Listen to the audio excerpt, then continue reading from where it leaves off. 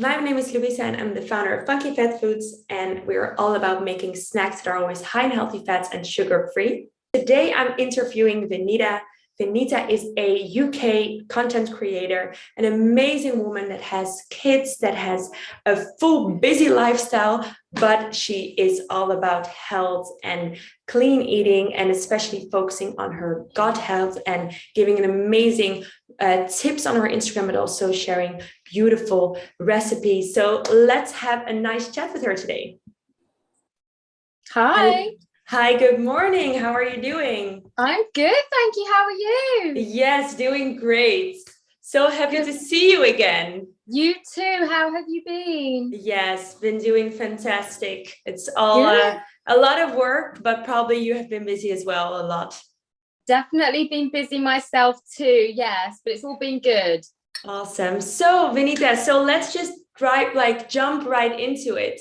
Uh-huh. So, thank you so much for joining today our video. I wanted to do this video actually already a long time with you because I don't know how I actually found your Instagram account. I guess just through scrolling through Instagram, and then I found you and I got obsessed with all your amazing, delicious recipes. But Thank before we you. go into that, like just if you would love to share a little bit about what you do, what brought you to keto, kind of like a little bit background story about you. Sure. So I'm Vinita. I have an Instagram page called Cravings and Cauliflowers. It's essentially a platform for me to share my keto recipes with everybody. I found out about the keto lifestyle through my own health journey. I had IBS, I had keratosis pilaris. I found out I had gut bacteria. And then it was only after that time when I had gestational diabetes that I then started to look at the root cause of the issue. And I mean, I understood that my body was going to be acting differently in terms of insulin. And I just knew then that I had to start changing certain factors in my diet. My father was a diabetic, so even though I know I'm predisposed to it, it doesn't necessarily mean that I'm destined to have it if I can change my lifestyle factors. And what I realized that knowledge was power. Having the information, yes, it can be scary at the time, it can be daunting, but it's really actually quite powerful to have that information at such a young age and to Yes. be able to turn it around into something positive. So that's when I delved deeper, started looking into it, and then just started kind of creating different recipes, finding like for like substitutions. So I used to love rice, for example. I love Yes. cauliflower rice now. Now You'll you love probably see cauliflower. Yes. I do. You see me doing lots of cauliflower rice recipes. And I genuinely don't feel like I'm missing out because Yeah, I feel satisfied. I don't feel that bloated feeling. I'm exactly. getting all the fiber from the cauliflower. It's great for my gut health. So that's But kind of a little bit. and about the health, well, the issue basically, was it something that you knew from all along, but then you started to just like change your lifestyle, or was it something that, because you mentioned it was during your pregnancy, what Mhm. did you discover that you needed to change your way of eating? So yes, in my second pregnancy, when they told me I had gestational diabetes, Did you felt essentially something different when you had that? I didn't. I mean, I felt tired, yes. Maybe I felt a little bit more sluggish, yes, but I didn't think it was anything other than, being pregnant, Hmm.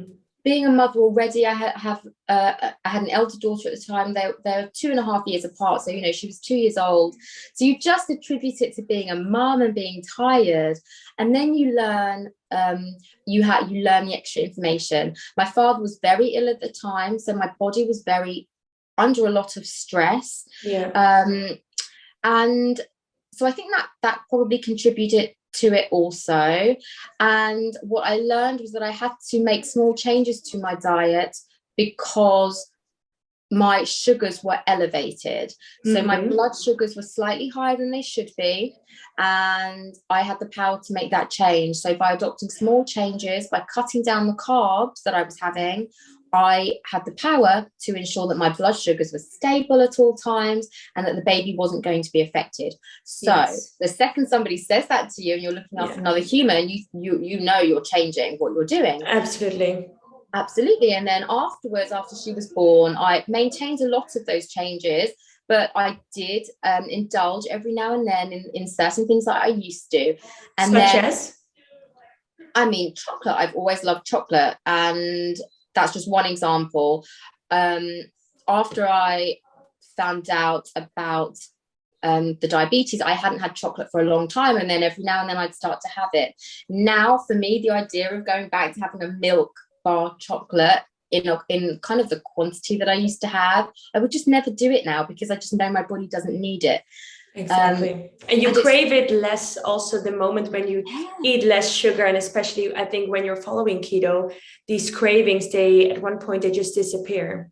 They do, and you don't realize it. It's literally an addiction. It's an addiction that you don't realize you have. Potatoes, I could give or take potatoes. I didn't mind, but rice I really loved, and it was just the portion size also.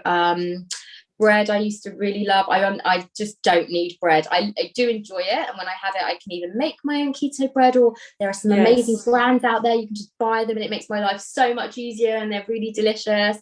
So it's just been a journey about finding those swaps and finding what works for me. At a routine blood glucose check after my daughter was born, it was at that point that I found out that my sugars were just 1 point under being in the pre-diabetic range. Wow. So my doctor had contacted me and had said, everything's fine, you're absolutely fine. Just so you know, these are your levels. If they are any higher, this is what would be the situation. And I said to her, it's not fine. This isn't an okay situation to be in.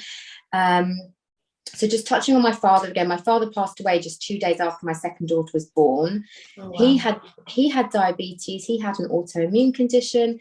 He had kidney failure in the end. And he is one of my biggest motivations. My daughters are my biggest motivations. I have a hugely supportive husband, and I do it for me. Yes. So for all of those reasons, I find it so easy. People say to me, do you feel like you're missing out? And I say, no, I don't. Because you just feel so motivated to... And there are so many good options. Yes, and there are so many good options, but like I said before, it's about the knowledge. It's about knowing that you have those options. And absolutely. I hear so often now people saying, I don't have time to do this.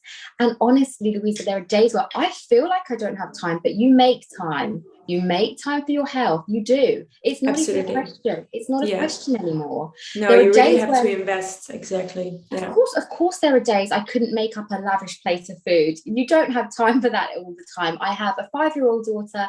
I have a 2.5-year-old daughter. They keep me busy. We're in and out of the house. We go to clubs. We have a wonderful social life. It's all wonderful. But you make the time. You can easily rustle up a nutritious, whole foods, nutrient dense plate of food. Done. Easy. And what type of food you will always have in your pantry, in your fridge?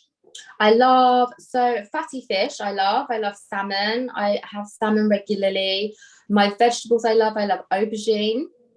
I love cauliflower, courgette, green beans, broccoli. I do enjoy chicken occasionally, chicken thigh fillet. It's more kind of the fattier meats. I do enjoy lamb as well.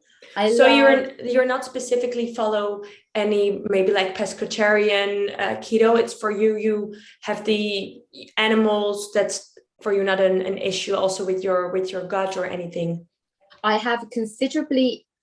I choose now to eat considerably less meat than I ever did before. So the majority of my meals, I'm lactose intolerant as well. And for a while, I cut out dairy completely because my younger daughter was having issues with her stomach with dairy. So I cut it out and she cut it out. I have the occasional thing now, but I don't have any lactose at all. My meals are predominantly plant-based. I'm probably about 80% or even higher plant-based. And then when I crave meat, I do have it. I do let my body. I'm a big believer. Yes, of intuitive eating. So I listen to my body, I follow what my body wants, and then that's how I kind of meal plan and plan what I'm having. Yes, and now also, like you see now more often on the internet, all about clean keto. Hmm. So, what would you recommend in the UK for people that, for example, are a bit on the budget? They always mention saying like it's quite difficult to go then for meat, for fish. What would you recommend for people in the UK to go for still the clean keto options? The vegetables are amazing. Just because you're keto, it's not about, the process, the bacon, the sausages. I don't eat things like that at all. I don't have anything processed. It's all about the nutritious whole foods. So Brussels sprouts, for example, I love them. I love them too. Yes, People either love them or they hate them. exactly. Yeah. But you just need to know how to cook them. They are incredible if they're just roasted. You could put some, fish sauce on them. You could put some Dijon mustard, some apple cider vinegar. They're so delicious. Yes, That's a it great is. option, and it's inexpensive. Again, cauliflower. You could roast a whole cauliflower, maybe with some ghee, with some extra virgin olive oil or avocado oil. You could put some herbs and some spices on it. That's an entire meal, and it's Yes, again so inexpensive. So true. again, it just goes back to kind of knowing, having the knowledge and understanding what will work best for your body.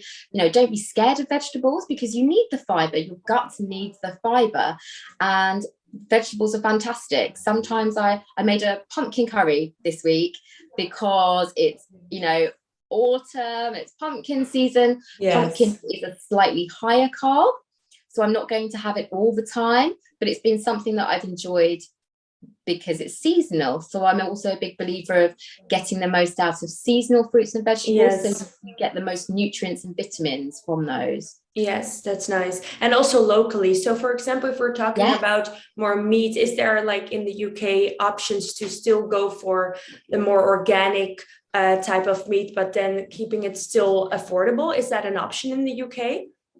We do have really fantastic butchers around where I am and fishmongers too. I think they might be a little bit more expensive than I guess supermarket, but I think the main thing is to just buy the best of what you can afford, right? Yes, exactly. Whatever your budget is, just try and go for the best because that's how you know you're going to fuel your body in the best way possible, right? Yes, and that could And also mean that it maybe has to be some tuna from the cane, but then knowing that yeah, it comes from with like that it's mixed with olive oil instead of sunflower oil, those type of exactly. options. Exactly. So stay away from the seed oils. I don't have those in my diet. That's right. It's just about fine-tuning your diet, finding those little tweaks that can make the best changes. So that's what biohacking is really, isn't it? Just making those small changes to your diet and your lifestyle to make those small improvements in your health overall in the long Absolutely. term. Yes, absolutely. Talking about biohacking, like what type of biohacking do you do like at this moment? What do you do to kind of like test your body, or what is your specifically maybe your new found findings these years? So again, I use the food as my medicine. I think that's hugely important. I love getting outside and enjoying the fresh air and the sunshine. I think vitamin D is hugely important for us, for our mental health as well as our bodies in general. It's good for the soul to get out and, breathe that fresh air and be amongst the countryside and nature. I Absolutely. go to the gym. I lots of walking with my daughters, my family. We have a puppy as well, so he Oh, keeps us well nice. entertained, which is Yes. nice. And that's good. I mean, getting outside, grounding, walking barefoot. Yeah, those kinds of things I really enjoy doing. That's nice. And what type of where do you get your information from? Is there any type of blogs or doctors or like type of books that you currently are reading or that you have read? There's a really wonderful functional medicine practitioner, Dr. Will Cole, he was the first person I saw when I started out my journey. So I have some of his books and it's really informative. It talks about blood Okay. sugar balance, using food as your medicine, getting out there, moving your body. So I found him really, really helpful. And I guess just kind of various internet sources. If you have a question, we live in an age now where we're so lucky that we It can just is. go online, find a direct answer. So I wouldn't say there's necessarily one specific source I have, but again, through setting up my page on Instagram, I found amazing accounts like yourself.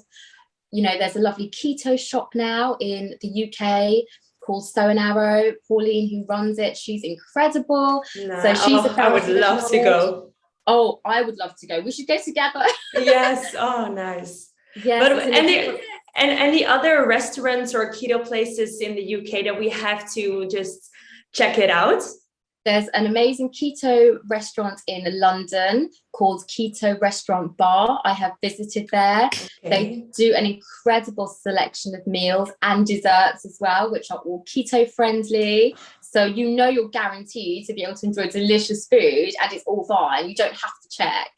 Yeah. Oh, that's nice. Yes, It's definitely that one. it's so amazing just to see this whole clean eating. I mean, keto in generally, I think there are a lot of people, they see keto as this thing like, okay, it's only about meat, it's only about cheese, and you just have to like eat so much butter. But now we're actually going to a transition where it's all about clean eating, and it's That's actually right. just keeping your sugars low, and it's not the amount of fat that we just need, but it's just keeping these carbs low, and the things that you do eat, that they are nutritious and that they're full with fiber, or you know, like definitely the good vitamins that we need. So I think that's something like seeing your Instagram is so well, it's so colorful, so you can see that like there's so many different options what you can do with vegetables in generally. Like it's fantastic to just get so much inspiration. Thank you so much. And that's what I've really tried to show as well. Vegetables are not boring. They are so far from it.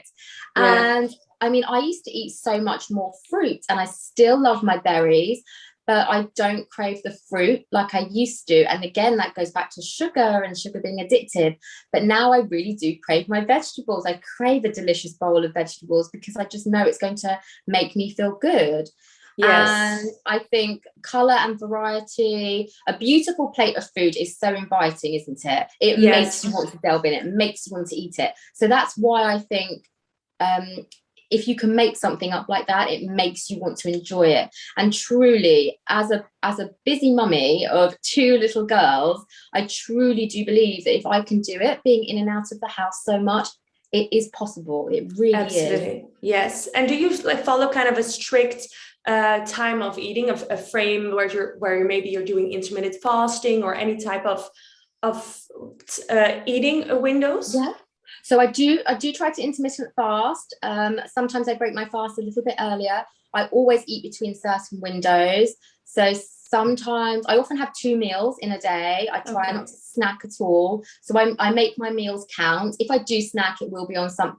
I might snack and it will be kind of something maybe more as a dessert or kind of a starter for my meals. So I try and group it around my meals as opposed to just having something in the middle of the day. And I think that's quite important too. Is that also part of the diabetic, that you cannot just have all these insulin spikes constantly? That's right, exactly. It wouldn't be good for blood sugar balance if you were eating throughout the day, because your body wouldn't have a chance to rest. So exactly. Yeah.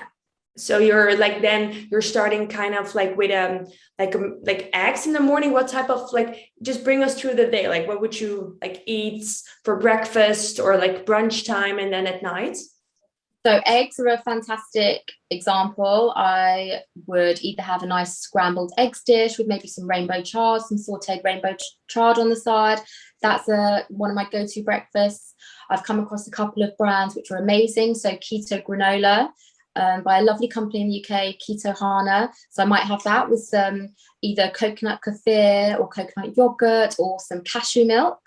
And there's a wonderful brand, Flex Keto, who do low carb porridge. So I'll combine that. Sounds good. Oh, it's so good. And again, I think as the night's drawing in the UK, you know, the weather gets cooler, you do crave a bit more comfort. You do want something that's warm. So the porridge is amazing too. They do lots of different flavors. So I'll just maybe add some berries to that, or some homemade jam, or some nut butter. I love a pistachio nut butter or a cashew butter, so that goes really well. For lunch, I love making up nourish bowls. Yeah. So that could be based up on anything I have really in the house. I don't want to have any food waste. So it's nice, maybe some leftovers. So some, I guess, some rocket or some watercress. You could add in some cucumbers. You can add in, I don't know, courgette, whatever you have, Brussels sprouts. If you do have some fish and you fancy something a bit heavier, then go for it. Add that to your bowl too. Or if you haven't had eggs in the day, you could add eggs to your bowl. Yes. Do you always include protein in your meals?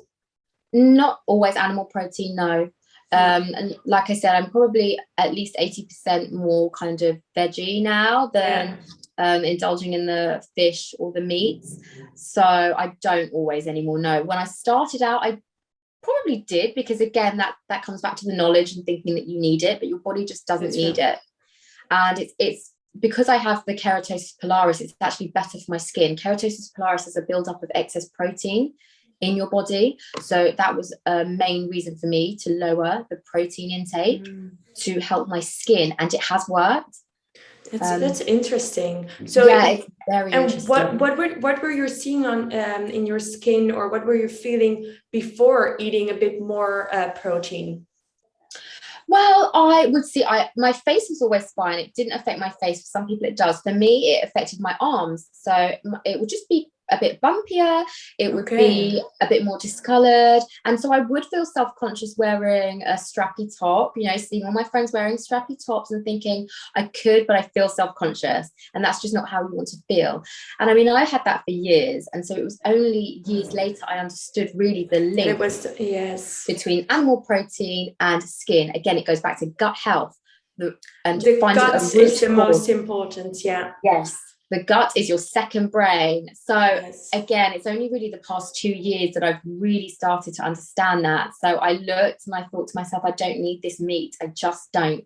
So yes, every now and then I do want it, and I'll give my body that, and that's fine. That's absolutely it's what you fine. crave, what you feel, what you need, then you will definitely eat it. But it's not something that you just have to be like, okay, no, I just have to add it into my meals. It's depending on what your body is telling you. Yeah, exactly. I think we kind of grow up being conditioned to say, I have to have meat, I have to have the carbs from, potato type sauce or rice, and then I have vegetables. Whereas now I think, load your plate up with vegetables. You can add some nuts and seeds. You can make an amazing dressing with apple cider vinegar and extra virgin olive oil, drizzle it all over, and then see how you feel from there, really. Exactly. But I believe it's definitely something like we have to first really listen to our body to see what we really need.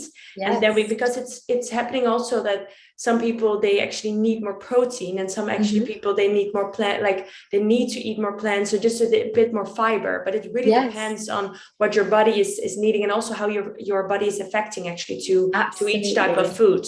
Absolutely, which is why I think intuitive eating is so important. So people ask me if I kind of count the amount of carbs I'm eating, and the answer is no, I don't. I wouldn't say no to doing it, but I don't think it's possible in the long term to kind of do that day in and day out. For me, I'd find it too time consuming, but I do notice sometimes if I eat something and it's possibly higher in carbs, I do feel more sluggish.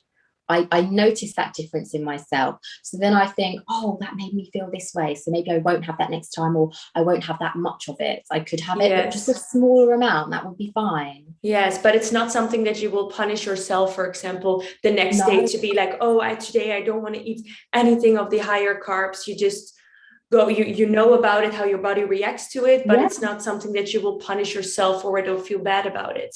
No, absolutely not, because I just don't think that's healthy. It doesn't create a healthy relationship around food. I just think every meal, I guess, is an opportunity to learn. It's an opportunity to see how your body feels, and just go forth from there. Yeah, no, that's beautiful. Wow, thank you so much, Vinita, for this information. I feel already kind of like that I'm in the mood to make like delicious cauliflower dishes. Oh, I can't wait to see. Yes, but the good thing about cauliflower is really, like, I had this new experiment that you can actually make also porridge with cauliflower and have it. I've done it before. It's fantastic as a breakfast instead of only seeing it as a dinner type of thing. So absolutely. So you've made it? Yes, it was delicious Oh, with a little bit good. of nut butter as well. And I was like, but I'm actually like also with the chocolate that we're creating, I don't really need this sugary thing. So I don't need it when it has to be really sweet. But Mhm. adding a little bit of chocolate to Oh the yeah, cauliflower, oh, with a little bit of peanut butter, fantastic. it's so good. Oh, I'm with Yes. you. That sounds Yes. divine. Yeah, no. So that's a new recipe that we will see on your blog. Oh yeah, definitely, definitely. So, Vinita, the last question, where can we find you? So you're already mentioning your Instagram account. What, like, do you, I thought that you're also writing for other, like other platforms. Yeah, so I do some other kind of recipe development for other platforms too. But where you can find me will be on Instagram. So it's Cravings and Cauliflowers.